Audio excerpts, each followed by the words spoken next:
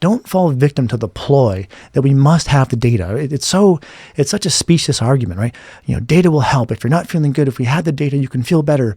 I understand. I think it comes from a good place, but we have to start having this conversation that the data is not supporting that hypothesis.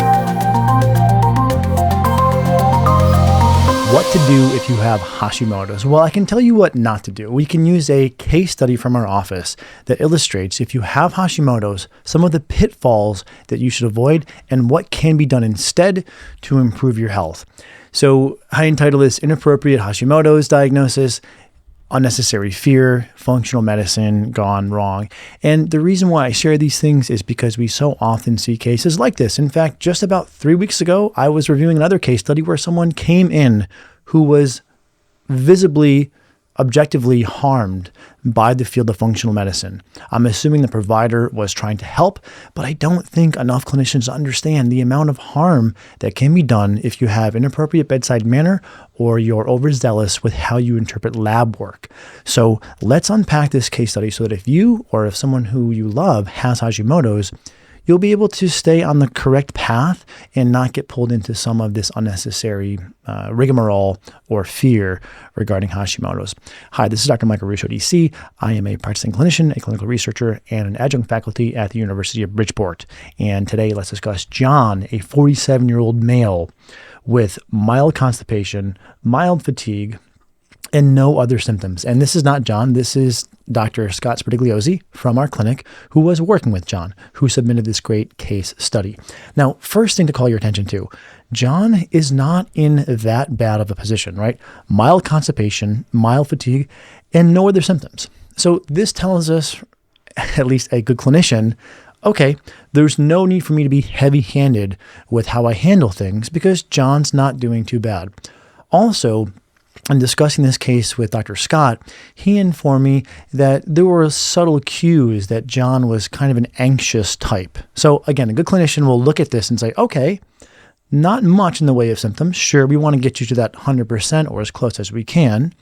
Also, you're an anxious type, so I'm going to be even lighter touch in how we discuss things because I don't want to make you feel worse. I don't want to fuel that anxiety. Let's see what happened with his previous doctor. His previous doctor did a thyroid panel, TSH, free T4, free T3, TPO antibodies, stool testing for dysbiosis, and gene testing for the ApoE allele. And this is a quote directly from John, what he was told from his previous doctor. John, you have Hashimoto's thyroiditis based upon your antibody levels of 10. We'll come back to that in a moment. With the normal range being less than 9.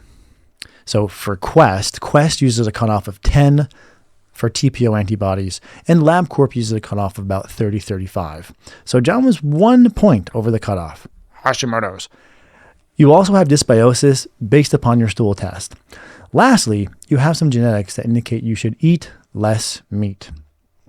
Okay, so let's look at how egregiously incorrect telling him he has Hashimoto's is. In this retrospective study, really the best data point that we have, they found that TPO antibodies that were greater than 500 led to an increased risk of higher TSH, therefore hypothyroid, and no risk of hypothyroidism when the TPO antibodies were less than 500. So technically, being 1 point over the cutoff is Hashimoto's. And if the conversation ends there, you will harm someone, period, full stop. Why? Because people will go read invariably about Hashimoto's and not have the appropriate context, which the healthcare provider should have, should discuss, should disclose, which is, geez, John, you're feeling pretty good. Your TSH and your free T4 and your free T3 are all normal. You're 1 point over the cutoff, which probably doesn't really mean anything. In fact, if we were to repeat this test right now, you'd probably be normal. And thankfully, at least some of the data that we have to answer this question shows us that you have to be quite high. You have to be over 500 for you to be at risk of the Hashimoto's developing into full-blown hypothyroidism. So we'll keep an eye on it, but it's really not something I'm worried about. That is how this should have been handled. Because, again, there was no increased risk of developing hypothyroid when the antibodies were below 500. Now, I also understand that healthcare providers, they want to be proactive. They want to help motivate people to the correct action.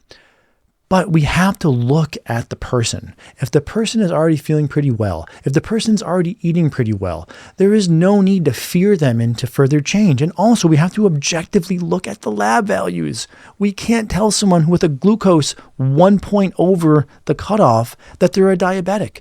And we shouldn't tell someone with antibodies 1 point over the cutoff that they have Hashimoto's. Because, as I'll show you, when John retested, his antibodies were normal. And 7 months of fear could have been short-circuited if this conversation was handled appropriately. Sorry for my passion, but it's just so frustrating to see what happens. And we'll tie this into the harm done to John in a moment, but I want to first give you the data.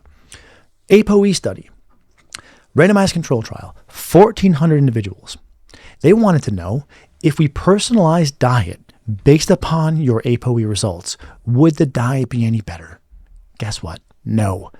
Intervention was a control, standard dietary and lifestyle advice, or personalized based upon the ApoE results. And they found gene testing did not lead to any improvements in total cholesterol or BMI, which were two of the chief markers that they tracked. No better based upon your gene results. This is where my frustration stems from. John spent the next 7 months, becoming overly focused and anxious about his health, eating a vegan diet because of his test results, losing weight and muscle, so not a healthy weight loss, and feeling worse overall. Again, this happens so often. We've really got to course correct here, guys. His previous provider focused on the labs instead of on the person, and we took a different approach. We had him go on a relaxed iteration of the paleo diet, not a paleo, no grains, no dairy, but a relaxed, hey, eat healthy, unprocessed foods, a omnivorous diet, and you've got some freedom. We're not going to freak you out about your diet. Let's increase your protein a little bit since you're losing muscle mass. Let's have you do strength training. And let's also use what we call the ancestral stressors protocol, which includes sauna, cold plunge. We also have people read Scott Carney's great book, What Doesn't Kill Us. And this provides a nice antidote to all of the sort of pathologizing of healthcare that often accompanies these lab test results.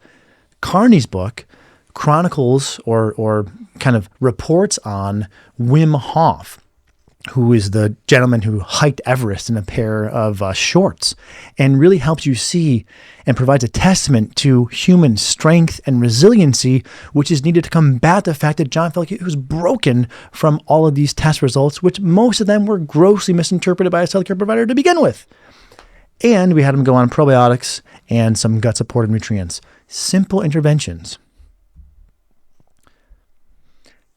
What is our data for supporting our recommendations can help? Well, let's look at a meta-analysis of 6 studies in 137 participants, and they found that regular exercise led to improvements in obsessive compulsive thinking with a large effect size. So for someone like John, making sure that he's exercising, given that he was kind of anxious type at baseline, would likely help with his fear and anxiety around food, which he displayed when going on the ApoE diet based upon the gene results. So not only will we get the myriad of benefits from exercise, but psychologically, it's going to be a win also. Just as one example. So at the end of one of their first or second clinical calls, John said, if I had gotten this much support and encouragement from my other doctor, I wouldn't have spent the past 7 months freaking out about having a grass-fed steak. This is where we are. People are freaked out about having an extremely healthy piece of meat, a grass-fed steak. If you were saying, I wasn't stressed out about going down to the local bar and having deep fried wings and beer, okay, let's pull that back a little bit maybe, right? But this is what ends up happening. People who are already anxious are probably going to be a bit fastidious about their health. So they're already eating healthy. They're already living healthy. If we then say, ApoE, you can't have fat. And so now John is saying, God, I got to eat low-fat vegan. And it causes him to feel anxious about any time he eats off plan. This is putting someone into a dietary prison. It does not help people. At the first follow-up, shockingly, his constipation was better. He gained muscle mass.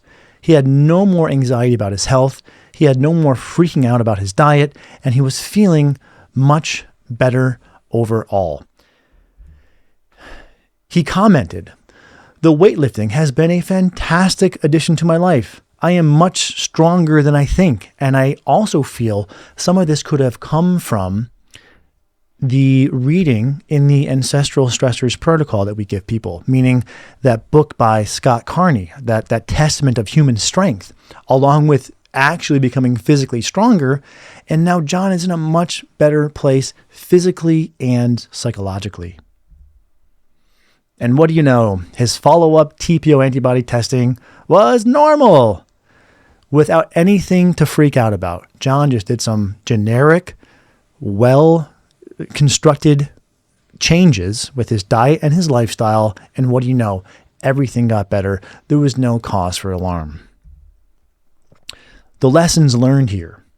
Testing can do more harm than good. And I know I've been critical lately of this.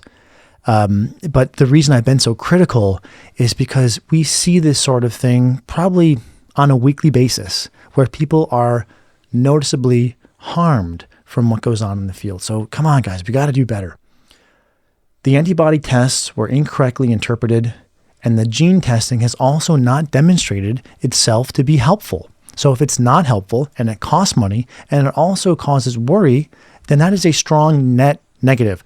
Don't fall victim to the ploy that we must have the data. It's such a specious argument, right? Data will help. If you're not feeling good, if we had the data, you can feel better. I understand. I think it comes from a good place, but we have to start having this conversation that the data is not supporting that hypothesis. Clinicians should choose their words and bedside manner carefully. This is crucial, especially if someone exhibits signs of being worried, anxious, fearful. As John put it, or kind of alluded to, you're likely healthier than you think, and with the right guidance, you can improve, in many cases, rather quickly. Again, I want to say that I never attribute bad intentions to the healthcare provider. We're all on the same team. We're all trying to help people. But as more data is coming in, examining some of these hypotheses regarding testing, it's becoming progressively clear that the testing is not A, accurate, or B, helpful. And when combined in the greater context, again, we see that it's probably a net negative. So if you're a doctor, let's start rethinking how we're handling some of these cases. And if you're a patient, start asking your doctor if there might be another approach outside of testing, or if someone seems to have this sort of dire opinion about your health and your case, you may want to get a second opinion.